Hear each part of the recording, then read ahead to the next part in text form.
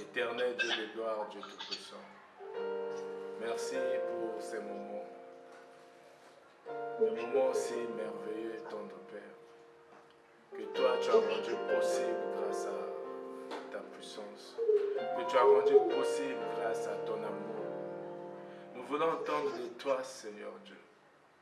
Laisse que toi seul, Saint-Esprit qui est au-dedans de nous, que tu nous parles. Parle pour la mise en œuvre, sur la mise en œuvre de ton salut, du salut que tu nous as donné, que nous avons reçu, et comment l'exploiter, ton Père. Il n'y a que toi, Seigneur, qui peux nous parler, parce qu'il s'agit de ta parole. Tu as déclaré dans ta parole qu'au commencement était la parole était avec toi et la parole était toi. Alors que nous allons recevoir la parole qui est toi, que ta parole guérisse les malades, que ta parole guérisse les cœurs brisés, que ta parole console, Seigneur Dieu, ceux qui sont dans des situations périlleuses, ceux qui traversent des moments difficiles, toi seul, tu peux les consoler. Alors que ta parole est dite, laisse que, Seigneur Dieu, nous recevons la guérison de ta part. Nous te recevons, afin que tu puisses toi seul nous transformer au travers de ta parole. Au nom de Jésus-Christ. Amen. Amen. Amen. Amen. Nous allons donc commencer. Notre thème de ce jour, c'est la mise en œuvre de ton salut. La mise en œuvre de ton salut. Et la mise en œuvre du salut. Le passage, notre livre principal, dans 2 Corinthiens, chapitre 5, le verset 10. 2 Corinthiens, chapitre 5, nous allons prendre le verset 10. La Bible nous dit, nous allons lire au nom de l'Éternel.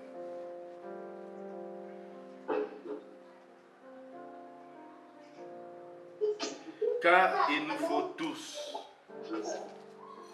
comparaître devant le tribunal de Christ, afin que chacun reçoive selon le bien ou le mal qu'il aurait fait, étant dans son corps. Amen. Amen. Amen.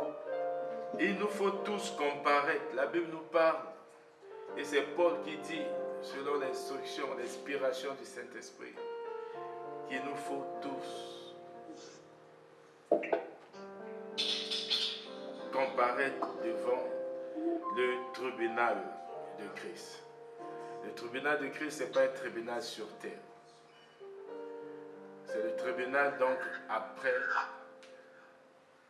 son avènement. C'est un tribunal après son avènement.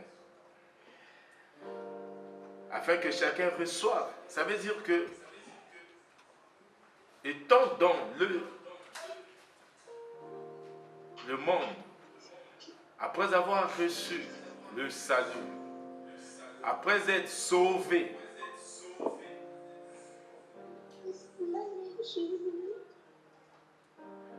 nous attendons l'avènement de Christ. Et le tribunal existe. Parce que Paul a dit.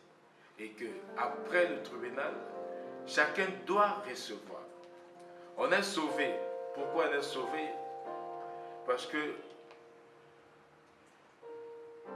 après la chute de l'homme, le monde vit, comme on peut dire, le monde s'est transformé en cimetière.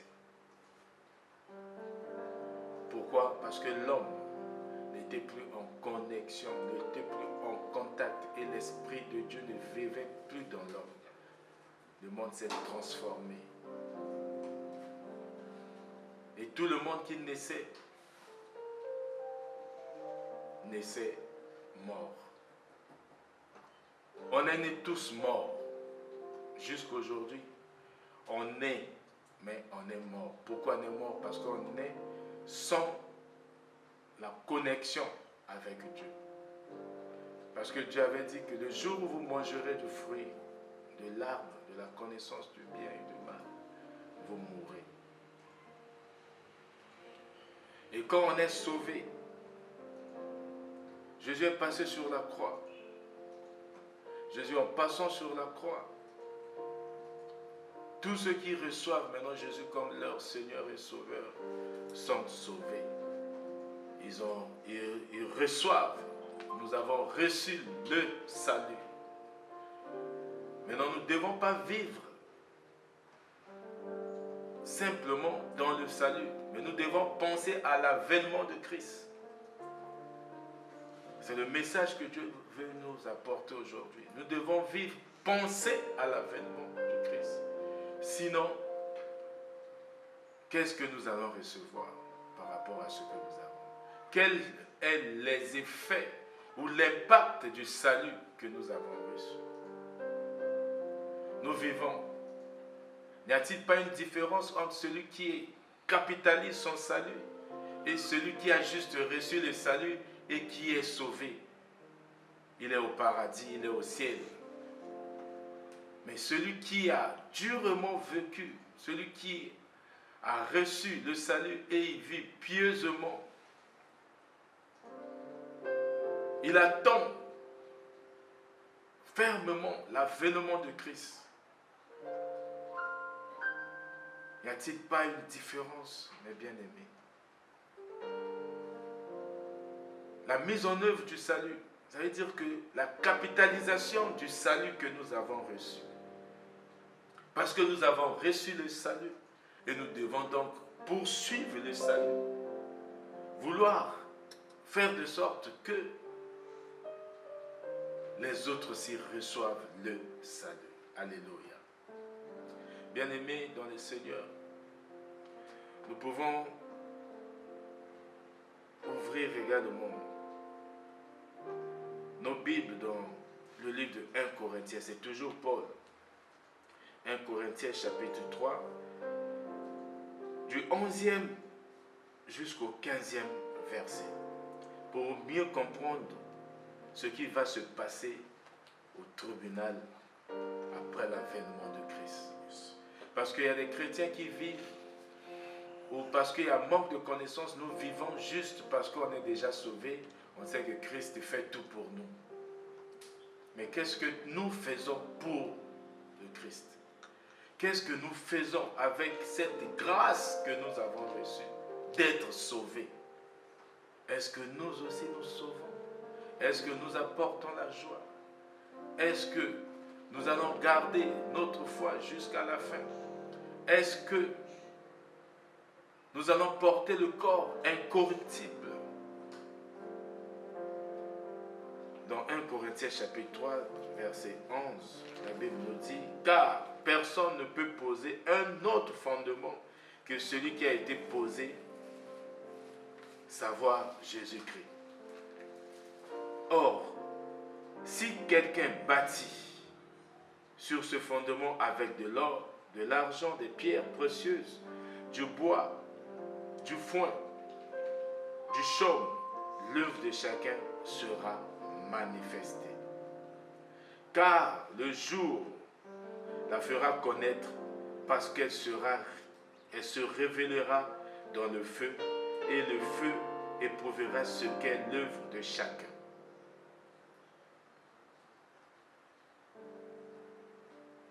Verset 14. Si l'œuvre bâtie par quelqu'un sur le fondement subsiste, il recevra une récompense. Alléluia. Voilà, il y a la récompense. Dieu parle de la récompense. Si l'œuvre de quelqu'un n'est consumée, il perdra sa récompense pour lui. Il sera sauvé, mais comme au travers du feu. Alléluia. Sauvé comme au travers du feu. Tu as vécu dans le monde, sauvé dans le salut. Et lors du tribunal, c'est comme on te fait passer sur le feu. Tu es sauvé par le feu. Quelqu'un, c'est une maison.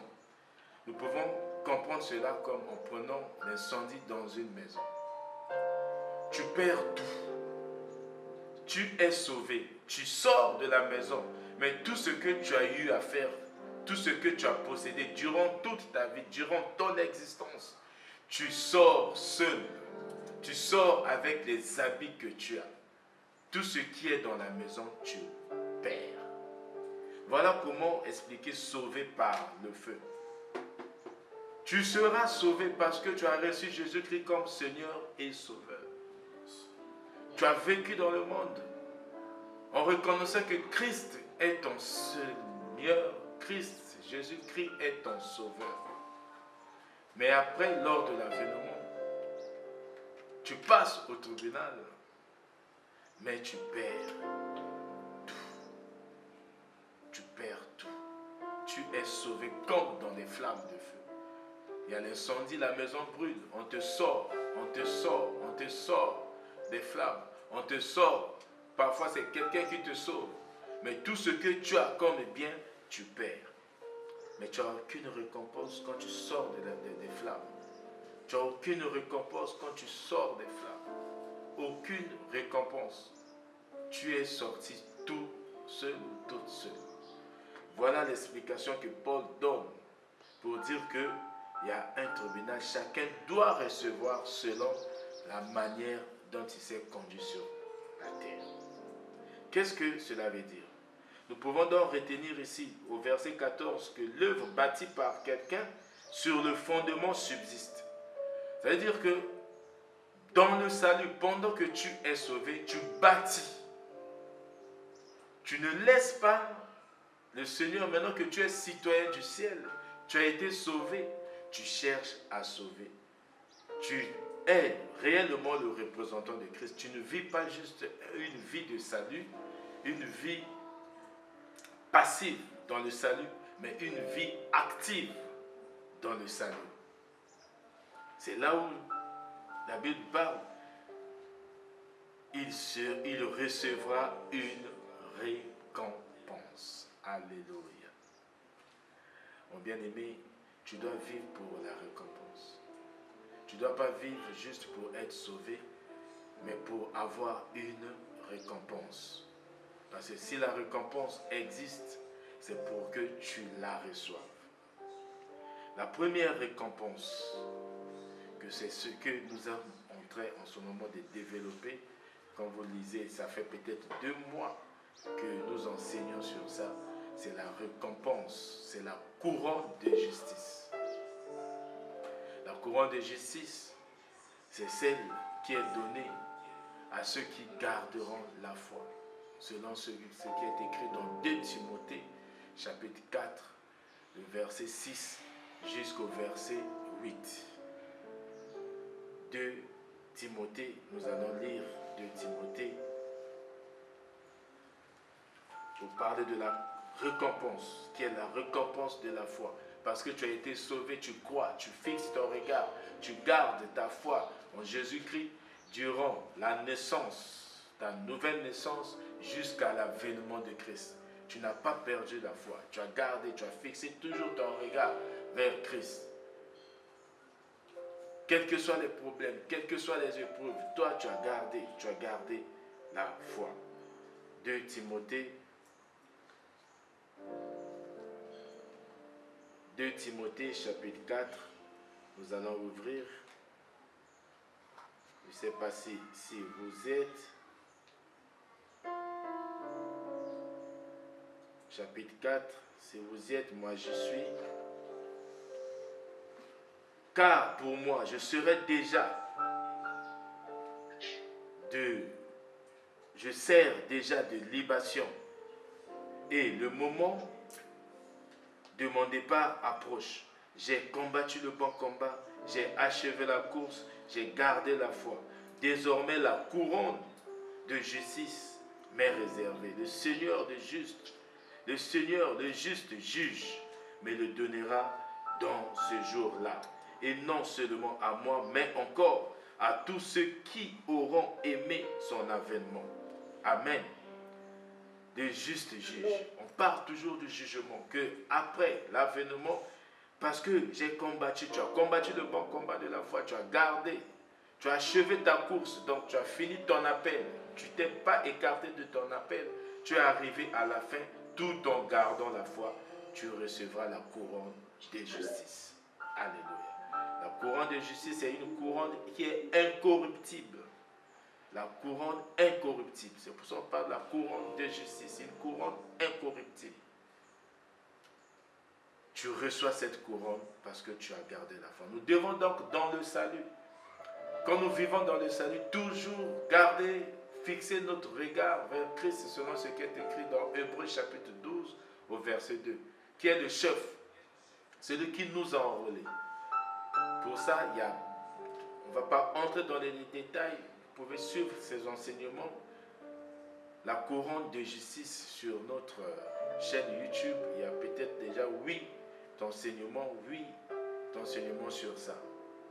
Donc c'est la couronne, la première couronne, c'est la couronne de justice. Quand on te juge, tu passes par le feu, tu ne sors pas seul. Tu sors avec une couronne parce que tu as gardé la foi. Toute ta vie, tu as gardé la foi. Tu n'as pas perdu un seul instant de la foi à celui qui t'a enrôlé. Et comme on a dit, Paul compare la foi, la vie chrétienne, la marche avec un athlète, nous l'avons déjà évoqué, qui doit marcher, qui doit courir sans charge, sans fardeau. Tu ne dois pas donc avoir l'amertume, tu ne dois pas avoir des problèmes. Parce que Christ dit dans Matthieu chapitre 11 au verset 28, « Venez à moi, vous qui êtes chargés et fatigués, je vous donnerai le repos. » Donc tu marches, tu cours, tu fais durant toute ton existence, durant ta marche chrétienne, pendant que tu as reçu le salut, pendant que ton esprit est sauvé. Parce que quand tu reçois le salut, tu es sauvé. Tu es sauvé de la pauvreté, de la maladie, de tout, parce que le Seigneur devient ton berger. Mais tu gardes ta foi, tu gardes ton regard fixé toujours vers Christ. Et quand tu passes par le feu du jugement, tu sors avec une couronne qu'on appelle la couronne de justice. Voilà la première récompense que tu dois chercher à avoir. Tu dois vivre pour une récompense. Et telle récompense, c'est par rapport à la foi. Ça veut dire que quand tu gardes ta foi, mon frère, ma soeur, tu ne perds pas ton temps. C'est pour la vie future. On est sauvé. Que personne ne te dise le contraire. Parce que la Bible dit, si tu as reçu Jésus comme Seigneur et Sauveur, tu es sauvé. Jean chapitre 3, verset 16. Dieu dit, la Bible dit que Dieu a tant aimé le monde qu'il a envoyé son Fils, qu'il a donné son Fils, avec que quiconque croit en ce Fils ne périsse pas, mais ait la vie éternelle. Ça veut dire, quand tu crois, tu fais cet exercice-là de Romains chapitre 10, verset 9 à 10. Tu confesses par ta bouche parce que tu crois de ton cœur que Jésus-Christ est le Fils de Dieu. Jésus-Christ est mort sur la croix pour toi. Et il est ressuscité ensemble avec toi. Une nouvelle créature. Tu es sauvé. Il n'y a pas de raison que tu ne sois pas sauvé. Ton esprit est sauvé. Cela veut dire quoi? Tu es sorti des morts. Tu ne vis plus dans les cimetières du monde. L'Esprit de Dieu est reconnecté avec toi. C'est ça l'œuvre de la croix. La réconciliation. Parmi les œuvres de la croix, il y a la réconciliation. Et toi, quand tu reçois Jésus, tu es réconcilié avec Dieu. Tu es réconcilié avec ton Père. Tu es réconcilié avec ton Créateur et ton Créateur devient ton papa. Alléluia. Ton Créateur devient ton papa. C'est pour cela que tu es sauvé. Mais tu fais quoi avec ton état, ton statut de sauvé? Tu fais quoi dans le monde avec ton état de reconnexion avec Dieu? C'est pour cela que Dieu parle de récompense. Tu es sauvé, tu vis simplement. Tu es sauvé, mais tu mets en œuvre le salut. Tu mets en œuvre ton salut. Tu gardes la foi. Dans ton salut, tu gardes la foi. Tu dis, j'ai pas seulement cru, je suis sauvé, c'est fini. mon esprit est sauvé, j'irai au ciel, tu continues à vivre sans foi. Non, mais tu gardes ta foi durant toute ton existence. Et vous savez, quand Paul a gardé la foi jusqu'à la fin pour être couronné, Paul a vécu dans la vérité. Selon Éphésiens chapitre 4, verset 5, la Bible nous parle de la vérité qui est Jésus, le Seigneur, la vérité. Et il a vécu dans l'amour, qui sont les piliers de la foi. Les piliers de la foi, on peut parler de 4 piliers ou 4 poteaux, 4 socles, 4 supports de la foi. C'est la vérité. La vérité qui est Jésus-Christ. La vérité qui, comme Paul a dit dans Éphésiens chapitre 4, verset 5, que nous avons un seul Seigneur, nous avons un seul Dieu, une seule foi, Jésus-Christ. Jésus lui-même, il dit dans Jean chapitre 14, au verset 6, que je suis le chemin, la vérité et la vie. Donc Jésus est la vérité et l'amour. Une foi doit se poser sur la vérité, donc la parole de Christ, pour garder jusqu'à la fin de ta course. Jusqu'à la fin de ta course, tu dois poser, tu dois baser ta foi sur la vérité, sur l'amour. Et l'amour qui est le plus grand commandement que Jésus a dit. On lui a demandé, dans Matthieu chapitre 22, verset 45, jusqu'au verset 47, il est en train d'expliquer. Il a dit, le plus grand commandement, Seigneur, quel est le plus grand commandement? Il a dit, c'est aimer ton Dieu de toute ta force, de toutes tes forces, de toute ton âme, de tout ton esprit et de toutes tes pensées. Qu'est-ce qu'il veut dire par là? Il a dit, voici le second qui est semblable au premier. Donc, aime ton prochain comme toi-même. Mon frère, ma soeur, tu dois d'abord t'aimer pour aimer ton prochain. Ça, c'est une base. C'est un socle qui doit maintenir ta foi. Et la deuxième, c'est l'unité. Et la troisième, socle. Le troisième socle de la foi, c'est l'unité. L'unité. Aujourd'hui, l'unité part d'abord, toi tu dois être en paix, donc en unité avec toi-même, en unité avec Dieu, parce qu'Amos 3.3 dit, 2 personnes peuvent-elles marcher ensemble si elles ne s'entendent pas. Tu ne peux pas marcher avec Dieu et ne pas être un avec Dieu. Tu dois être dans l'unité avec Dieu, tu dois chercher la paix avec Dieu. Et la troisième unité, c'est avec les autres, le prochain. Tu dois être en unité avec les autres. L'autre ne peut pas peut-être commencer, mais toi qui as le salut, tu dois toujours chercher l'unité avec tout le monde. Et l'unité part du cœur. C'est le soubassement même de l'amour. L'amour sans unité n'a pas de sens. Donc, pour l'amour, pour l'unité, vous avez ces 3 types d'unité. L'unité avec toi-même, l'unité avec Dieu, l'unité avec les autres. C'est ce qui est difficile. Mais avec Dieu, si tu te laisses conduire par Dieu, tu vas chercher toujours à être en paix. La paix avec les autres. Il n'y a pas d'unité sans paix. La Bible dit dans Somme 139, Somme 133, que c'est dans l'unité qu'il y a la bénédiction. C'est dans l'unité qu'il y a la bénédiction. La bénédiction ne se trouve pas ailleurs, c'est dans l'unité. Il a dit, il est doux et agréable, les enfants de Dieu, de demeurer unis ensemble. Donc vous pouvez être ensemble, mais il n'y a pas d'unité. Mais c'est quand vous êtes ensemble et qu'il y a l'unité, c'est là où il y a la bénédiction. Et ça, c'est le troisième socle pour te permettre de garder ta foi jusqu'à la fin. Et le dernier socle, c'est la sainteté. Tu ne peux pas garder la foi sans la sainteté. La sainteté sans laquelle personne ne peut voir Dieu. La sainteté, juste savoir que tu dois être saint parce que tu es mis à côté et que tu as reçu l'Esprit de Dieu. Comme l'Acte des Apôtres dit, l'Esprit de Dieu, c'est l'Esprit de Jésus. Et l'Esprit de Jésus, c'est le Saint-Esprit. Le Saint-Esprit vit en toi. Tu gardes la sainteté. Tu gardes la sainteté. Éphésiens chapitre 4, verset 30. Nous pouvons lire pour comment faire pour garder la sainteté, qui est le quatrième pied. C'est comme une chaise qui, tu te poses, tu t'assois sur cette chaise.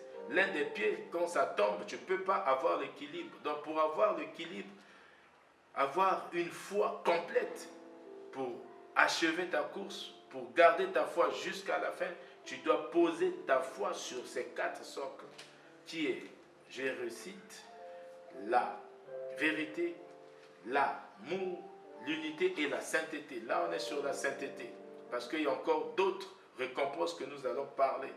La première récompense, c'est la foi. J'ai dit que le détail est sur notre chaîne YouTube, Tétélestai CCFT TV, que vous connaissez déjà, que vous suivez même actuellement. Donc, il y a d'autres enseignements sur ça. Mais pour la sainteté, nous allons lire rapidement Éphésiens chapitre 4.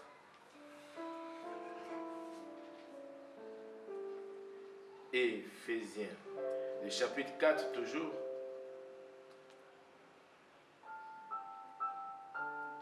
Le verset, nous prenons à partir du verset 30. Le verset 30 nous dit, nous allons lire au nom de l'Éternel, « N'attristez pas le Saint-Esprit de Dieu par lequel vous avez été scellés pour le jour de la rédemption. » Alléluia.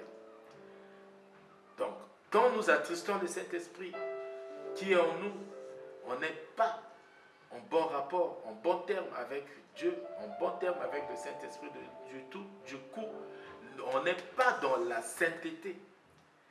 Il dit que toute, le verset 31, voilà comment nous pouvons garder la sainteté en nous. Que toute amertume, toute animosité, toute colère, toute clameur, toute calomnie et toute espèce de méchanceté disparaissent du milieu de vous. Alléluia. Voilà. Quand nous chassons cela, l'amertume, l'animosité, la colère, la clameur, la calomnie et toute espèce de méchanceté doit disparaître en nous afin de garder notre sainteté. Alléluia. Afin de garder notre sainteté. Et le verset 32 dit, « Soyez bons les uns envers les autres, compatissants, vous pardonnant réciproquement, comme Dieu vous a pardonné en Christ. » Nous devons donc garder des bons rapports avec les autres. Vous vivez dans l'unité, dans la vérité, dans l'amour et dans la sainteté. Voilà ce que Paul avait fait pour achever sa course. Il a combattu le bon combat de la foi. Il a achevé, il a gardé son appel et il a gardé la foi. Pour garder la foi, Paul avait comme support de foi ces 4 poteaux, ces 4 socles. Alléluia. Paul avait ces 4 poteaux pour vivre, pour garder sa foi. Nous allons lire 1 Thessaloniciens chapitre 2 verset 19 pour parler d'une autre récompense. Vous savez, c'est chaque élément. Nous on a pris au niveau du CCFT, on a pris juste la couronne de justice et on a développé pendant 2 mois. Donc ça veut dire que chaque couronne peut être l'objet d'une étude. Mais là nous parlons ensemble de la mise en œuvre de notre salut. La mise en œuvre du salut, la mise en œuvre de notre salut,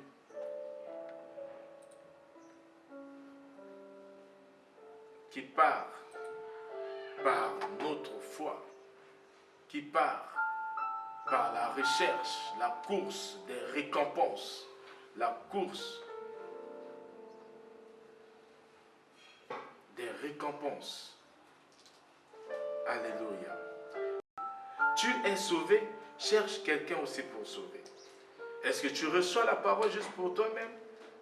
Durant toute ta vie, tu sauves personne. Paul a dit, vous êtes ma joie. Il parle aux Thessaloniques. Vous êtes ma joie.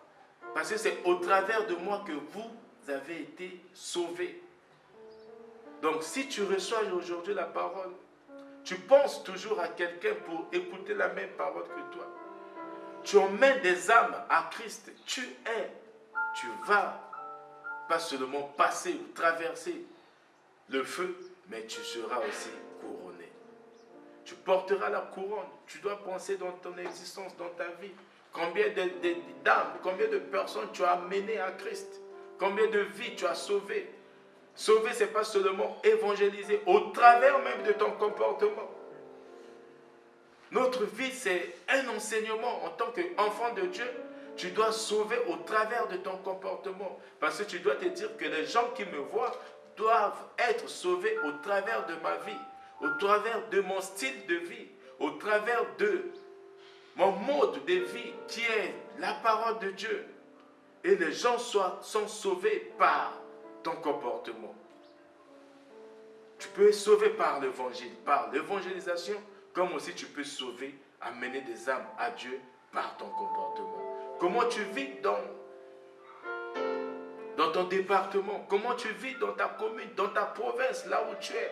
Est-ce que les gens savent au travers de ta vie que celui-ci est le Fils de Dieu? Rien que ton comportement peut dire qu'un tel, une telle a une vie de salut, est sauvé. Parce que il vit différemment de moi, je vais suivre son exemple. Parce qu'il rayonne, il manifeste tout en l'amour. Il y a la gloire de Dieu qui se manifeste au travers de son comportement. Je vais le suivre. Je vais la suivre parce qu'il est ou elle est différente de moi. Voilà comment nous pouvons sauver des vies. Et pour la personne qui sauve, il y a une couronne. Il y a une couronne de joie qui l'attend. Il y a une récompense. Tu seras couronné parce que tu as emmené des âmes. Tu as facilité. Parce que la Bible dit, faites de toutes les nations des disciples. Matthieu chapitre 28, verset 19, il dit, allez-y dans le monde. Faites de toutes les nations des disciples. Mais toi, au travers de ton comportement, tu fais des nations des disciples. Tu fais des nations des disciples. Tu fais de ton entourage des disciples. Par rapport à ton comportement, tu marches haut avec les pancartes écrites, je suis sauvé. C'est pour cela que je vous sauve par ma manière de vie. Tu fais du bien autour de toi. Le mal ne subsiste pas en toi. Le mal ne réside pas en toi. Et quand on te voit, on peut savoir que celui-ci est un enfant de Dieu. Parce que tu as les stigmates de ton Père. Tu as les signes de ton Père. Tu as le caractère de ton Père. Tu reflètes Jésus-Christ. Et les gens voient Jésus-Christ au travers de toi. Mais tu ne vis pas une vie chrétienne de quelqu'un qui est sauvé juste dans ta maison. Non. La vie chrétienne pour quelqu'un qui est sauvé, c'est partout. Comme on dit, l'église, le christianisme, ce n'est pas une religion comme ça que tu dois seulement partir à l'église les dimanches ou les samedis. Oui, là, tu es chrétien. La chrétienté, c'est quand tu es seul. Dans ton entourage, les gens doivent savoir que ça, c'est un chrétien, ça, c'est une chrétienne. Je n'ai pas un gadget qu'on sort seulement les dimanches parce qu'on veut être en communion. Non, on n'est pas sauvé les dimanches. On est sauvé quand on reçoit Jésus-Christ comme Seigneur et Sauveur. Et tu es conscient que Dieu vit en toi. Et quand Dieu vit en toi, tu dois rayonner, tu dois manifester une vie différente. Jusqu'en vivant que chaque jour, je dois sauver des vies. Même ceux, parce que tu n'as pas toujours la possibilité de communiquer avec les autres. Tu peux te mettre à évangéliser, à prêcher la parole, mais moi qui prêche, ma vie est comment? Est-ce que quelqu'un peut dire que ça c'est une exception du monde? Parce que Christ est en toi. C'est pour cela que Paul a dit, si je vis, ce n'est plus moi qui vis. Galates chapitre 2, verset 20. J'ai été crucifié avec Christ. Ça veut dire qu'il a crucifié le moi. Et ressuscité avec Christ. Quand il dit, ce n'est plus moi qui vis, c'est Christ qui vit en moi. Et Christ, quand Christ vit en toi, tu laisses Christ la supériorité, la suprématie, la direction totale de ta vie. Et du coup, rien que quand tu marches, les gens sont sauvés. Parce que les gens vont te prendre comme un modèle. Les gens vont te prendre comme un exemple. Et les gens vont te suivre. Et un jour, ils vont te poser la question. Même sans te poser la question, ils vont savoir qu'est-ce qu'il fait pour être comme il est. Qu'est-ce qu'elle fait pour être comme ça? Donc, on ne vit plus pour soi. C'est Christ d'abord qui vit pour toi. Et toi, Christ, comme Christ est vu pour toi, Christ sauve au travers de ton comportement. Christ sauve parce que tu n'es plus de ce monde. Tu sais que ta mission première, la première mission, c'est Matthieu chapitre 28, verset 19. Tu fais des nations, tu fais des gens, des disciples par ton comportement, par ton sourire réel, profond, rempli d'amour. Mais parfois dans le quartier, tu es là, tu ne salues pas des gens.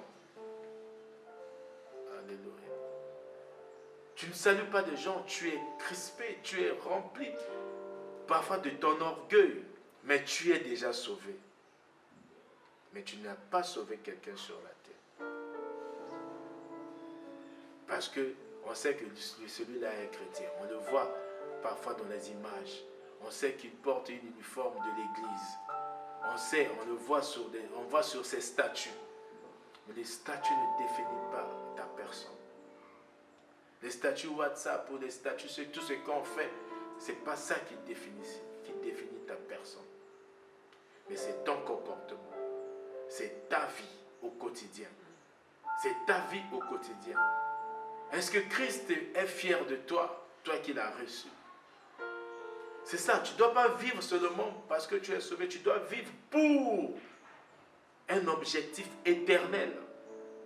Être différent des autres. On ne va pas dire que non, comme d'aucuns disent au ciel, les gens ne vont pas se connaître. Non, prenez l'exemple de Lazare. Pas Lazare, de l'ami de David. Il a dit que j'ai vu Abraham. Mais c'était où? Dans le delà. Ça veut dire qu'il a reconnu Abraham. Mort, où est ta gloire? Alléluia. Nous vivons pour l'éternité. Nous devons vivre pour l'éternité, pour l'objectif qui est l'éternité. Et quand tu es au ciel, tu es couronné, tu es différent, les gens vont te regarder différemment. Et c'est ça qui fait que tu mènes une bonne vie sur terre. La mise en œuvre du salut. Tu es sauvé, sauve les autres. Alléluia. Tu es sauvé, sauve. Celui qui est sauvé, sauve. Parce que tu as été sauvé, que tu sauves. Tu ne restes pas là. Tu ne gardes pas le salut pour toi. Tu distribues le salut. Tu partages le salut. Par ta marche. Par ton comportement. Dans le travail. Là où tu exerces. Dans ta commune. Dans le département que tu vis. Si tu es dans des appartements ou dans une commune, dans des pavillons, ton entourage, comment ils te regardent? Est-ce qu'ils peuvent tirer une leçon sur toi? Ils peuvent tout le temps te jeter des coups de chapeau pour dire que voilà, ça c'est vraiment un chrétien. Ça c'est un chrétien. Ça c'est... On voit la différence. Il doit y avoir une différence entre la personne qui est sauvée et la personne qui n'est pas sauvée. La personne qui est sauvée doit avoir comme cheval de bataille sauver aussi les vies.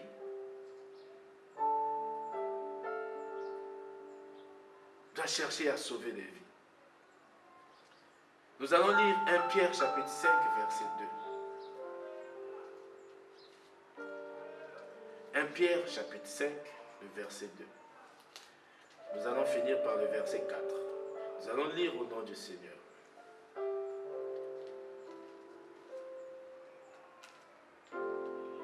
Paissez le troupeau de Dieu qui est sous votre garde. Non par contrainte, mais volontairement, selon Dieu. Non pour un gain sordide, mais avec dévouement. Non comme dominant sur ceux qui vous sont échus en partage, mais en étant les modèles du troupeau. Lorsque le souverain pasteur paîtra, vous obtiendrez la couronne incorruptible de la gloire. La couronne incorruptible de la gloire. Ici, ça concerne tous les enseignants. Ça concerne tous les pasteurs. Ça concerne les docteurs, les évangélistes, les apôtres. Ça concerne tout prédicateur, tout serviteur de Dieu. Tous ceux qui font partie des cultes dans les églises, dans les communautés. Paissez le troupeau de Dieu qui est sous votre garde. Non par contrainte, parce que tu as été appelé, tu dois seulement enseigner la parole. Parce que tu as été appelé, tu as été choisi pour servir l'Éternel, que tu dois le faire juste comme ça. Non par contrainte, mais volontairement, selon Dieu. Selon Dieu. Quand vous enseignez la parole, quand vous évangélisez, quand vous servez l'Éternel selon vous-même, vous n'apportez rien. Et rien ne vous sera aussi donné parce que vous faites juste par contrainte. J'ai été appelé, je suis chantre, je suis musicien de Dieu, je suis serviteur de Dieu, je suis chargé de l'évangélisation, je suis pasteur, je suis apôtre. Je dois enseigner le dimanche. Je dois enseigner, tu le fais juste par contrainte. Tu as laissé Dieu à l'écart. Tout ce que tu fais, ça ne sert à rien. Tu n'auras aucune récompense, mon frère, ma soeur. Tu es sauvé parce que tu as reçu Jésus-Christ, mais tu n'auras pas de récompense lors de son avènement.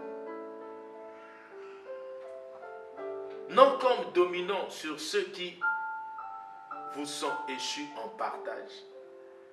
Je ne dois pas être là parce que je dis, j'ai des sœurs, des frères qui me suivent.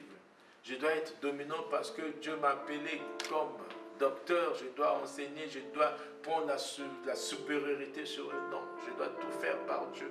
Si Dieu ne me dit rien, je ne dis rien parce que Dieu ne m'a rien dit. Je ne dois pas choisir les thèmes par moi-même. Parce que je suis serviteur, c'est une contrainte, je dois enseigner sur. Quand je vais enseigner sur cela, ce que je vais parler, ça viendra de moi. Ça ne viendra pas de Dieu, mon frère, ma soeur. Ça viendra de moi. Et aujourd'hui, je dois, un serviteur de Dieu, un pasteur, un prédicateur, un enseignant, et tout chrétien doit chercher à conserver sa relation avec le Saint-Esprit. Quand il y a coupure de relation avec le Saint-Esprit, c'est là où l'enseignant, le pasteur, le docteur, l'apôtre, l'évangéliste ou le docteur parle par lui-même. Du coup, il n'y a rien de la part de Dieu. Et c'est là où les hérésies s'installent. Là où il y a des erreurs doctrinales. Nous devons aussi courir, parce qu'on est aussi pasteur. Quand on sauve, tu deviens pasteur de la personne que tu as sauvée. Tu es son berger parce que tu as été son guide. Il te suit, tu as la responsabilité. Tu n'as pas été un pasteur, mais tu es pasteur parce que tu as sauvé. Et la personne qui te suit, la personne qui a été sauvée par toi te prend comme un modèle. Mais tu ne dois pas ramener des hérésies. Tu ne dois pas emmener des erreurs doctrinales dans ton ministère, dans ce que tu fais. Tu dois enseigner avec toute la sincérité, la profondeur de la parole, la révélation. Jésus a dit, Jean 16, le Saint-Esprit viendra et vous enseignera, il vous conduira dans la vérité. Serviteur de Dieu, enseignez la parole selon la vérité de la doctrine. Ne faites rien par votre propre intérêt. La Bible parle des troupeaux de Dieu. les troupeaux de Dieu, ceux qui sont enseignés, nous avons un mandat divin, on enseigne. Mais on doit conserver la vérité de la parole, la sincérité de la parole, la vraie doctrine pour recevoir une couronne de gloire à la fin. Moi, votre humble serviteur, je suis à la recherche. Je vis pour recevoir cette couronne-là à l'avènement de Christ. C'est pour ça que je parle. Je vais toujours chercher et grâce à vos prières aussi être en contact permanent avec le Saint-Esprit qui est en moi. C'est pour ça qu'on demande de prier pour les saints, de prier pour les serviteurs de Dieu, pour ne pas qu'ils s'écartent du Saint-Esprit. Dès que vous vous écartez du Saint-Esprit, il y a maintenant la sainte doctrine disparaît. Vous n'enseignez plus selon la vérité de la parole. Vous n'enseignez plus. On doit amener les gens selon les fondements de la doctrine. Éviter des erreurs de la doctrine. Afin que quand il y aura le feu, quand tu passes par le tribunal de Jésus-Christ, tu sois couronné.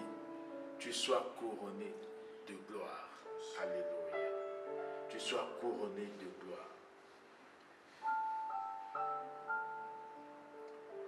2 Pierre chapitre 2. Juste pour renforcer cette parole. Il y a parmi les peuples de faux prophètes. 2 Pierre chapitre 2 verset 1. Il y a parmi les peuples, là je vais prendre des exemples. Il y a parmi le peuple des faux prophètes. Et il y aura de même parmi vous de faux docteurs. Donc ceux qui enseignent selon leurs moyens. Parce qu'ils ont transformé la parole de Dieu. Ils ont transformé la Bible à une profession matérialiste. À une profession matérielle pour gagner. Ils ont transformé la Bible pour leur gagne-pain. Ils ne vont pas enseigner la bonne chose. Ils ne vont pas enseigner la bonne parole, la bonne doctrine. Même des docteurs qui introduiront des sectes pernicieuses et qui régnant le maître qui les a rachetés, attireront sur eux une ruine soudaine. Aujourd'hui, on parle. Quelqu'un peut t'appeler pour dire non, je vais prier pour toi. Ou il a eu une parole de reconnaissance, une parole de connaissance, que la sœur Sévérine, en 2023, voilà ce que tu vas vivre. Et il te demande par exemple de sceller. Ou sœur Chantal, voilà cette parole, tu dois sceller la prophétie. C'est absurde. Quand quelqu'un vous fait ça, il n'est pas dans la doctrine. C'est pour son gagne-pain. Il n'y a pas de liaison entre la bénédiction et l'argent. Il n'y a pas de liaison entre la bénédiction et l'argent. Quelqu'un donne parce qu'il a été béni, qu'il donne. Il ne donne pas pour chercher la bénédiction. Alléluia. On ne donne pas pour recevoir la bénédiction. On donne parce que tu es béni. Maintenant, qui dit dans Habakkuk chapitre 2 verset 3, la Bible dit que quel que soit le temps, quelle que soit la prophétie, finira toujours par s'accomplir. Même si elle tarde. D'où vient que il faut mettre de l'argent, il faut sceller ce que Dieu a dit. Dieu nous a aimés sur la croix. Personne n'est ici à 2000 ans ou 2022 ans. Mais Dieu nous a aimés, il a donné sa vie. Avant même que nous soyons de ce monde. Il dit à Jérémie, je t'ai choisi, je te connaissais avant même la fondation de ce monde. Je t'ai choisi avant même que tu sortes du sein de ta maman. Je t'ai consacré, je t'ai mis à part. Et c'est pareil pour chacun de nous. Dieu nous connaît. Maintenant, celui qui va introduire des sectes dans des églises, il résume tout à l'argent. Tout est résumé maintenant à l'argent. Il y a la prière pour peut-être 100 €, la prière pour 15 €, la prière pour ceci. C'est de l'arnaque spirituelle, je vous l'ai dit. Vous avez reçu gratuitement, donnez gratuitement. Celui qui est conscient qu'il a reçu gratuitement de la part de Dieu, qu'il a reçu, qui se bat pour être couronné, pour recevoir la couronne de gloire, ne peut pas faire de ces choses. Il y a trop d'arnaques spirituelles maintenant. Car, 2 Corinthiens chapitre 11, verset 4, la Bible nous dit, car si quelqu'un vient vous prêcher un autre Jésus que celui que nous avons prêché, ou si vous recevez un autre esprit que celui que vous avez reçu, ou un autre évangile que celui que vous avez embrassé, vous le supportez fort bien.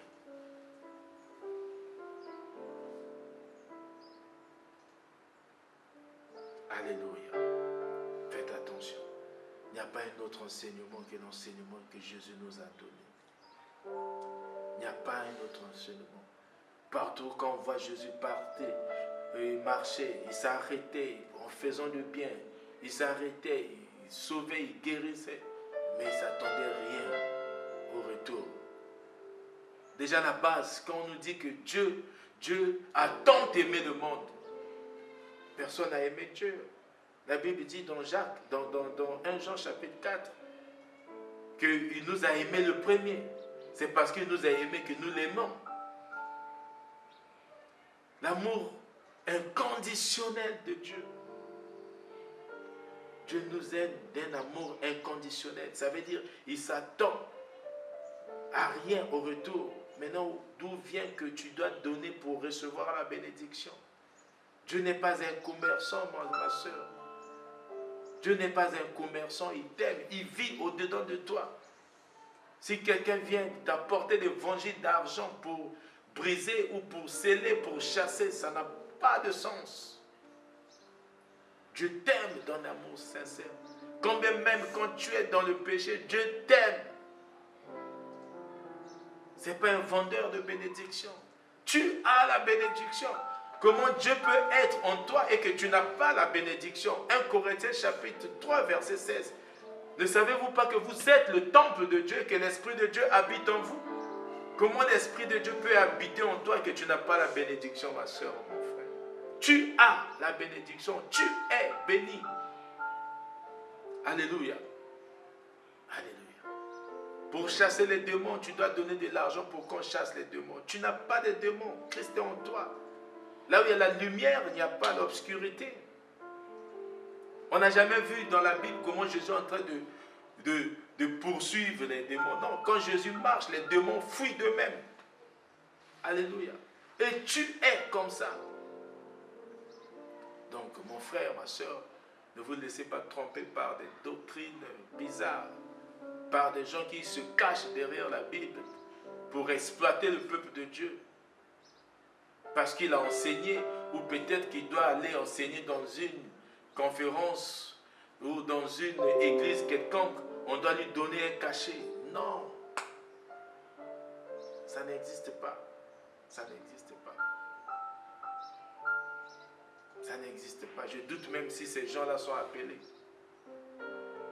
Ils font juste, comme j'ai dit, ils transforment la Bible par leur canal d'avoir d'argent. Recevez, soyez à la recherche de la bonne doctrine. Soyez comme les chrétiens de Béret qui comparaient tout avec les Écritures. Dans Actes chapitre 11, verset 17. Ces chrétiens-là comparaient tout avec l'Écriture. Si aujourd'hui vous dites, ils ne disent pas Amen n'importe comment.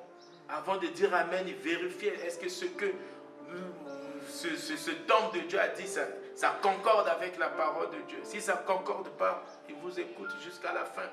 Il n'y a pas d'amen. Mon frère, ma chère, ne lâchez pas des amens n'importe comment. Si cela ne concorde pas avec les Écritures. Et pour connaître que ça concorde avec les Écritures, vous devez être en permanence dans la présence de Dieu. Vous devez être à la recherche de la bonne doctrine. Et les pasteurs, les bergers que vous êtes, que nous sommes, les apôtres, les évangélistes, les docteurs, nous sommes les appelés de Dieu. Nous avons reçu un mandat divin pour servir. On ne parle pas, on n'est pas de Dieu. Et on est à la recherche d'une couronne de gloire. Nous devons en faire le travail, enseigner pour être couronné après l'avènement de Christ. Sinon, c'est une maison brûlée, toi tu sors sans rien. Tu as travaillé, tu as travaillé. Tu as servi d'échelle pour que les autres montent au ciel. Mais toi-même, tu restes. Parce que tu ne travailles pas selon Dieu. Tu ne travailles pas selon le Saint-Esprit. Mais tu as mélangé,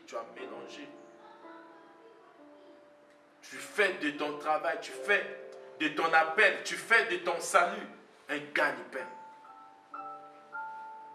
Malheur à ces serviteurs de Dieu. Ce que dit la Bible. Apocalypse chapitre 2, verset 10. Pour terminer.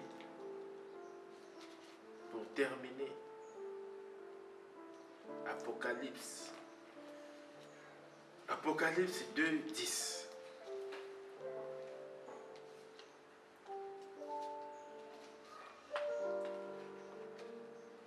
Ne crains pas ce que tu vas souffrir.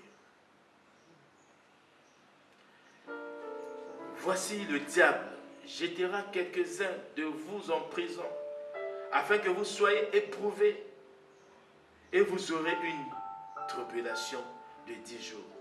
Sois fidèle jusqu'à la mort. Sois fidèle jusqu'à la mort, et je te donnerai la couronne de vie. Voilà, il y a la couronne de vie qui existe. Ma soeur, mon frère, la couronne de vie, si tu gardes ta fidélité à Dieu jusqu'à la fin, quand tu es dans les épreuves, l'Apocalypse nous dit que le diable jettera quelques-uns de vous en prison. La prison n'est pas toujours une prison physique. Tu peux être en prison dans ton esprit. Tu peux être en prison dans tes raisonnements. Tu es en prison. Mais tu gardes ta fidélité à Dieu, mon frère, ma soeur. Tu gardes ta fidélité à Dieu. Tu seras éprouvé. Dans ta vie, tu es éprouvé, mais tu vis dans le salut. Tu es éprouvé. Sois fidèle jusqu'à la mort. Fidèle jusqu'à la mort. Et je te donnerai la couronne de justice. Quand tu gardes ta fidélité à Dieu, mon frère, tu gardes ta fidélité à Dieu. Dieu te voit malgré les épreuves, malgré les situations, malgré la ruine, malgré parfois tu passes par le chômage, tu perds ton emploi, tu restes des jours, tu fais des années, mais tu restes fidèle à ton Dieu. C'est là où Jésus dit, moi je suis venu pour vous donner la vie. La vie en abondance. Tu crois en cela, que Jésus est ton berger. Il dit dans Jean 10, 12, que je suis le bon berger. Nous avons parlé de ça la semaine dernière. Mes brebis connaissent ma voix et me suivent. Voilà, quand tu suis, tu connais la voix de Dieu, tu restes fidèle à ce Dieu. Parce que tu ne vas pas entendre la voix de la faim. Tu ne vas pas entendre la voix de la crise. Tu ne vas pas entendre la voix du monde. Tu ne vas pas entendre la voix des guerres. Tu ne vas pas entendre la voix du chômage. Tu ne vas pas entendre la voix du manque. Mais tu vas entendre, tu vas suivre la voix de Dieu qui est ton berger. Et c'est là où David dit, l'Éternel est mon berger, je ne manquerai de rien. Combien même tu es dans le manque, tu dis que non, c'est un stade de vie. Tu gardes ta fidélité à Dieu dans la présence de Dieu. Alléluia.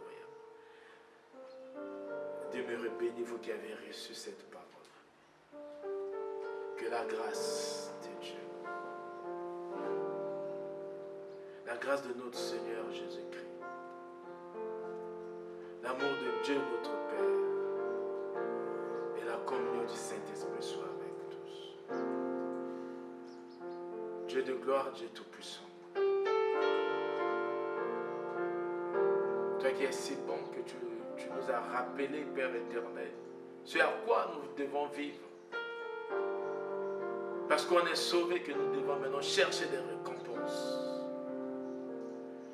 Nous n'allons pas sortir sauvés comme par le feu et tout abandonner, tout laisser brûler, toutes les couronnes. Nous voulons, Seigneur Dieu, par ta grâce, vivre selon la vérité, selon l'humilité, selon la simplicité du Saint-Esprit, toi qui vis en nous. Nous voulons qu'à fait, lors de ton avènement, Seigneur Dieu, recevoir les récompenses. Mais tu as dit dans Jean chapitre 15, verset 5, que sans toi nous ne pouvons rien. Tu as dit dans Psaume 60, verset 12, que avec toi nous ferons des exploits. Nous voulons faire des exploits avec toi. Merci d'être notre berger. Afin que nous sortons victorieux. Que ceux qui sont sauvés au travers de nous sortent aussi et reçoivent les couronnes au nom de Jésus-Christ. Disons Amen.